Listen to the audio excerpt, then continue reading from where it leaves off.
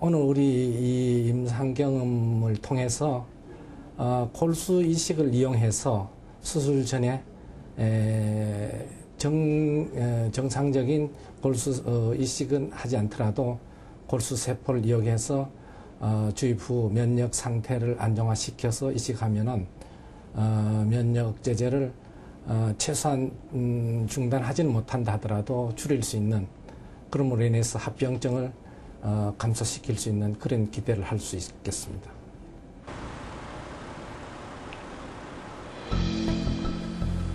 간의학계 최대 과제는 섬유화된 간경화 자체를 치료하는 것이다.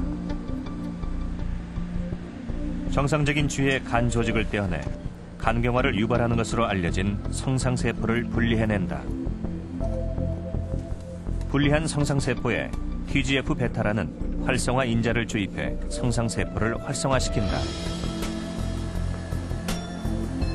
활성화된 성상세포는 길쭉하게 모양이 변하면서 알부민이 줄어들고 섬유화가 발생했다. 간경화가 일어난 것이다. 섬유화가 일어난 성상세포에 간세포에서 만들어지는 알부민을 발현시켰더니 활성화된 성상세포가 정상으로 돌아와 간의 섬유화가 풀어졌다.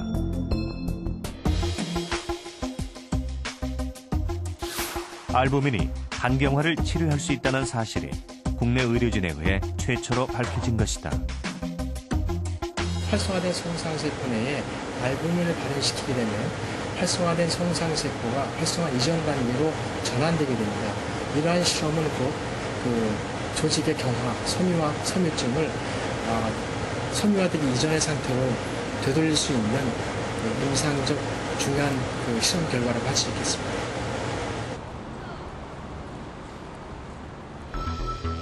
또 다른 대학의 연구팀에서도 간경화를 치료하는 약을 개발 중이다. 주위의 간에 간경화를 일으키는 약물을 투여한 뒤 한쪽에는 생리식염수를 주입하고 다른 한쪽에는 콕스투라는 섬유화 억제 물질을 주입했다. 8주 후 식염수를 주입한 주에는 간경화가 심해진 반면 콕스투를 주입한 주에는 간경화가 거의 사라졌다. 관절염 치료제로 쓰이는 콕스투가 간의 섬유화를 푸는 데도 효과가 있다는 사실이 동물 실험을 통해 최초로 확인된 것이다. 물론 이제 아직 동물 실험 정도긴 하지만 이미 시판되고 있는 약제고 독성 시험도 다 거쳤고 했기 때문에 앞으로 이 항섬유화제로서 어느 정도 역할을 하지 않겠는가 그렇게 생각하고, 단 이제 사람을 대상으로 임상 시험을 해야죠. 지금 준비 중에 있습니다.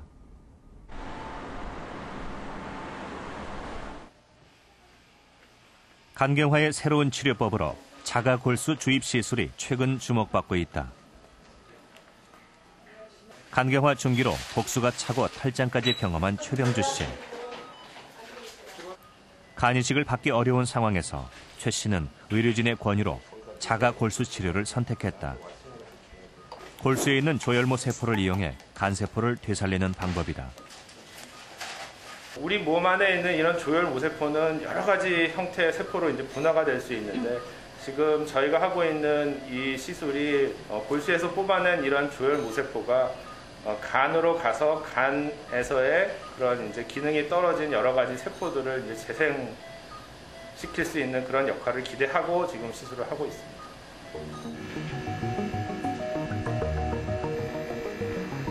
환자 몸에서 뽑아낸 골수 혈액은 원심 분리기를 이용해 조혈모 세포만을 따로 분리해낸다. 그리고 다시 환자의 몸에 조혈모 세포를 주입한다. 이 치료는 과연 간경화 환자들의 희망이 될 수 있을까? 2년 전 우리나라 최초로 자가골수 치료를 받은 송영국 씨. 당시 간경화 말기로 간이식을 하지 않으면 목숨이 위험한 상황이었다. 그러나 이식은 여의치 않았고 병원 측의 권유로 자가골수 치료를 받게 됐다. 결과는 기대 이상이었다. 현재 송영국 씨는 간경화도가 반 이상 떨어졌고 알부민 수치도 정상 수준으로 돌아왔다.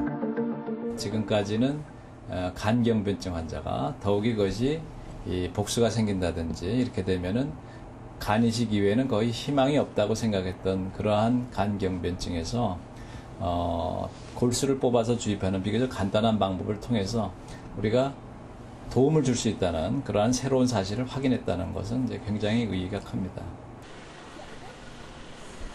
간 이식을 못해 지푸라기라도 잡는 심정으로 시작한 자가 골수 치료. 덕분에 송영국 씨는 새 삶을 찾았다. 전에는 뭐 10걸음에 한 번 정도 쉴까? 제대로 걷지를 못했으니까요.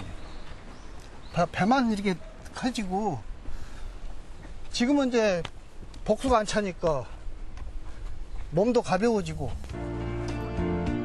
자가 골수 주입 시술이 시작된 지 2년. 이 시술이 간경화의 대표적인 치료 방법으로 자리 잡으려면 조혈모세포가 어떻게 간경화를 치유하는지 정확한 기전을 밝혀내야 하고 치료 효과를 오래 지속시키기 위한 후속 연구가 뒤따라야 한다. 통계청에서 발표한 한국인 40대 남자의 사망 원인을 분석해보면 1위가 암, 2위가 간질환입니다.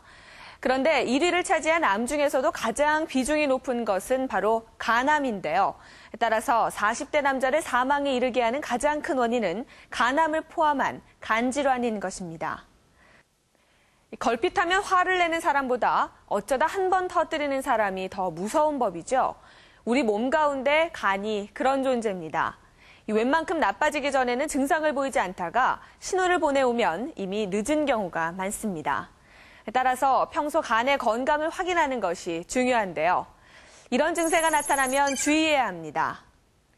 이유 없이 피곤하고 무력감이 지속된다. 소화가 잘 안 되고 구역질이 자주 나며 식욕이 떨어진다.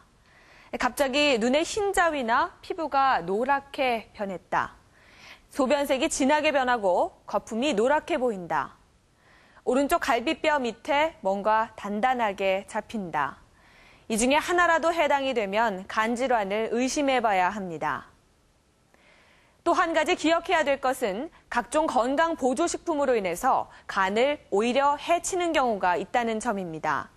몸에 좋다는 것을 과하게 먹는 것보다는 몸에 해로운 것을 먹지 않는 자세가 더 중요합니다.